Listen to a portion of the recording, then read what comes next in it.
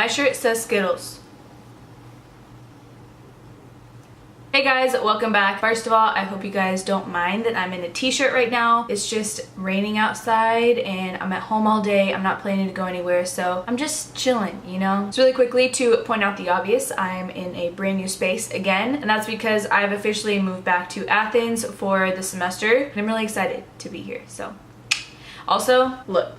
I have the YouTuber candle. As you can tell by the title, today's video is going to be on the Anastasia Beverly Hills Subculture Palette, which is why I have all my makeup on except for my eye makeup. Before we begin, I do want to tell you guys that I have seen a handful of reviews on this palette, and I've taken notes on everything that they have said, but I'm not going to let that skew my opinion about this palette. I have heard that it has a lot of fallout, of course, and that the pigmentation is really intense. So I'm going to take those notes into consideration and just sort of work with it, knowing all of those things beforehand. So I'm not going to be super dramatic and act like I haven't seen what this palette does and just start digging into the palette when I know that I'm going to get a lot of fallout. Anyways, let's go ahead and get into the review. So this is what the palette looks like. It's very similar to the Modern Renaissance palette. Obviously mine is really dirty, but it is called the sister to the Modern Renaissance palette. I have shown this palette a lot of love. I love Anastasia as a brand, and mine is pretty beaten. So this palette retails for $42, I believe. If I'm wrong, I'll put it up here somewhere. And this is what the palette looks like when you open it. So you get this little sheet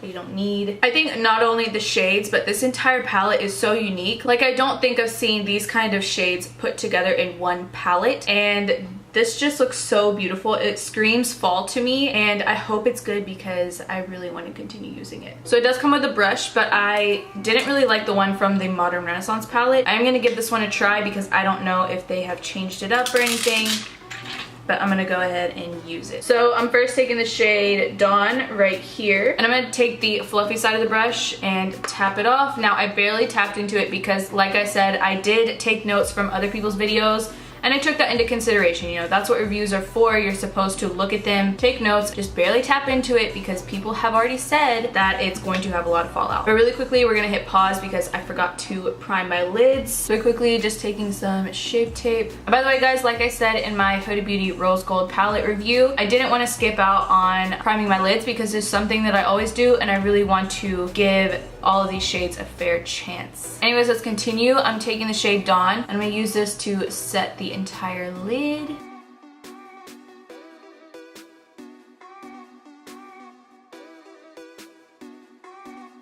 So that is just a nice shade to set the eyelid, and it can be used for a transition shade if you're going for more of a lighter look, but I just wanted to use this to set the entire lid. As you can see, there is a tiny bit of kickback, but that doesn't really bother me. I know it bothers a lot of people. Just keep in mind that you have to go in with a very light hand, and I know it's something that not a lot of people prefer, and yes, there are cheaper palettes out there, but you know, there was a cheaper palette than the Modern Renaissance palette, and you know, a lot of people still bought it. So it's not really about the price, it's just about what you are willing to spend on a product. And I'm taking the Morphe M441, and I'm gonna go in with the shade Roxy. I dipped into it 3 times, and it did have a tiny bit of fallout, so I'm gonna take that and blend that into my crease. And similar to the Modern Renaissance palette, the pigmentation is very intense, so you do want to go in with a light hand with all of these shadows, at least with the mattes.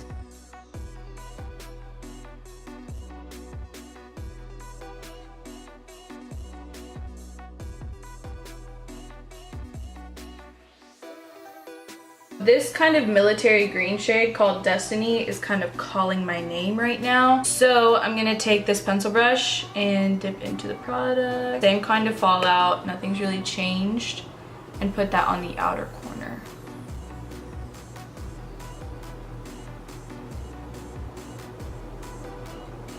That kind of disappeared. It's like barely there. Can you guys see that?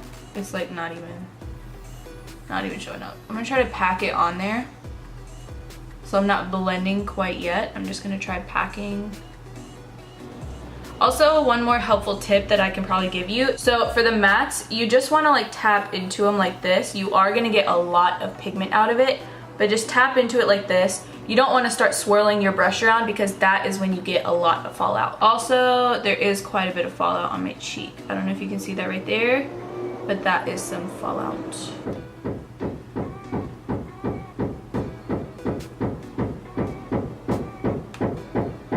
Alright, now I'm going to take that first brush we used, the one that came with the palette, and try to blend out those edges.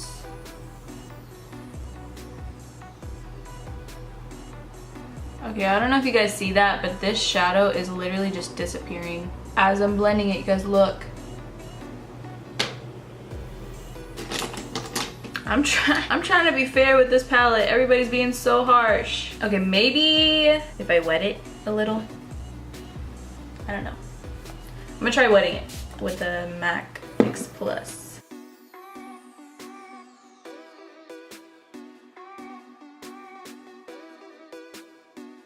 Now I'm taking the MAC 217 with no product and just blending the crease area.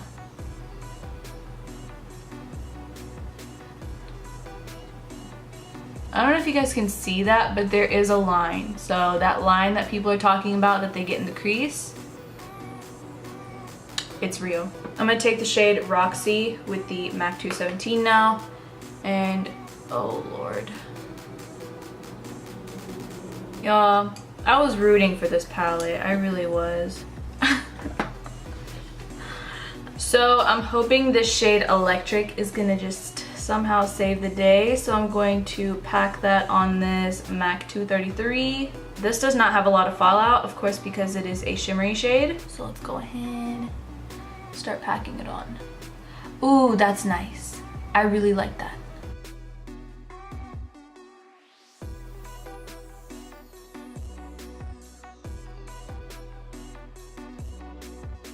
So I actually like the green, how it's showing up, so bright and vibrant, and the color payoff is nice, consistency is very nice, and there's not a lot of fallout, so that shade wins. But just to see how bright and vibrant we can get it, I am going to try spraying some Fix Plus on it just to see how bright it will go. So I just got some on there and then sprayed the brush. So I don't know if I got any brighter. Actually, I think I feel it kind of taking the product off. Yeah, no, we're not gonna do that. So I don't think that really helped with the color vibrancy. I think it just made it like pasty and kind of made it have a weird consistency. My lids do feel a little heavier after doing that. To get a feel of what my eyelids feel like right now, it's kind of like when you use the foiled ones from the Huda Beauty Rose Gold palette. It kind of has that same heaviness after using the Fix Plus. But before it was fine. If they don't stop that knocking.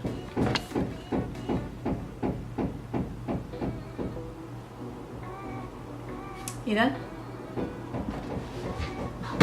Now I'm taking the MAC 217, going in with the shade Fudge, just to deepen up that outer corner.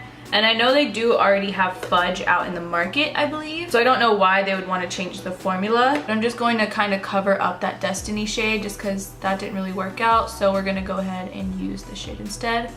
And hopefully this will do the job. Which it is not. I do have a little bit of a bald spot and it's still patchy. So like, look at how it's going on. It's going on pretty nicely. Then when I go to blend it out, it just disappears. So I don't really know what that's all about. Look at that. You see that, right? You see that. I'm trying to give it a fair shot. I really am. And there's way too much fallout right now. I'm gonna try to take this brush again and start blending the edges. Just going to do my lower lash line now. So I'm taking a Morphe M508 and I'm taking the shade Roxy. Oh shoot. I dug into it too hard and I got a lot of product. And I'm just going to flip it upside down so that the product is like this and just press it on my lower lash line.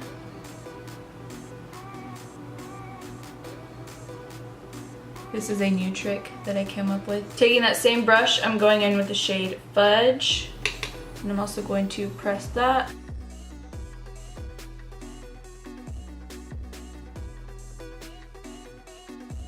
Now taking that same pencil brush from earlier, and I'm just going to use this to blend out the product.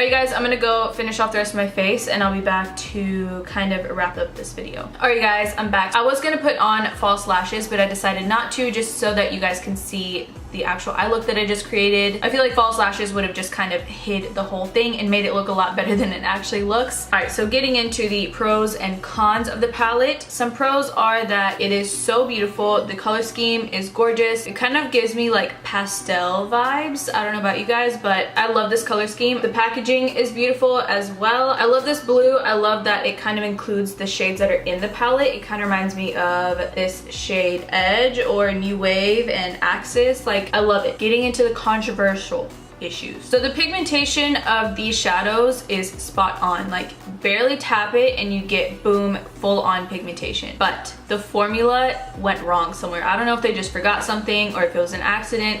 Maybe it got a bad batch. Maybe everybody got a bad batch. I don't know what the issue was, but this is definitely very different from the Modern Renaissance palette. You know, if this is supposed to be the sister to the Modern Renaissance, then they should share the same DNA. You know what I'm saying? Why change the DNA? Why? Why? I don't know what happened with this palette. I don't know what they were trying to do. I will say that these shimmery shades are really nice. I did swatch Adorn and Cube on my fingers. I'll show you guys right here. So this is Adorn. So that, like, the pigmentation is there with these shimmery shades. And here is Cube. So that is Cube and that is, oh my god, like literally this is so hard. So that's Cube and that is Adorn. So these shimmer shades are very, very, very pretty. And when you swatch the matte shades, like here, I'll swatch New Wave because I really wanted to use this. So when you swatch it with your finger, you don't get that much fallout. And here is New Wave.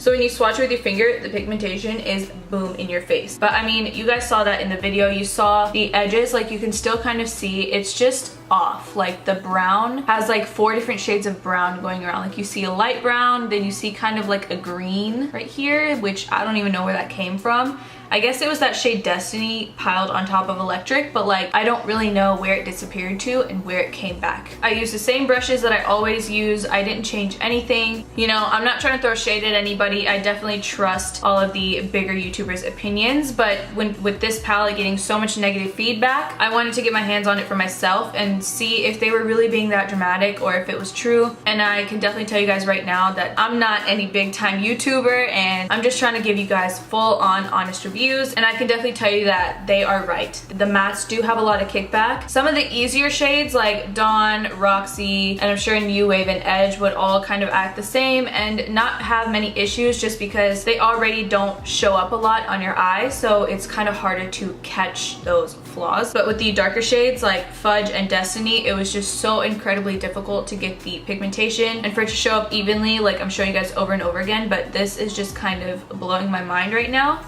I kind of made it work out, but for $42 and for the brand itself, and I'm pretty sure this was on Sephora's bestseller list forever now. Like I don't know how long it's been on that list, but this palette, I just don't see myself gravitating towards it. I'm definitely gonna give it another chance and see if I can sort of wiggle my way into figuring out how to use this. Anastasia, if you ever come across this video, girl, what the heck?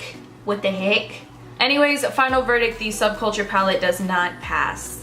I don't like it. Take my opinion and do with it what you will. You know, just because I don't like this palette doesn't mean that you don't have to like this palette. Give it a chance. If you don't like it, you can always return it. Anyways, that's all that I have to say about the Anastasia Beverly Hills Subculture palette. I hope you enjoyed this video. If you did, be sure to give it a like and subscribe if you haven't already. Like I said in my last video, we are so close to 1,000. Anyways, if you guys want me to review any other palettes, foundations, anything, let me know and I'll definitely do that for you guys. Other than that, I don't have anything else to say, so I will see you guys in my next video. Bye guys.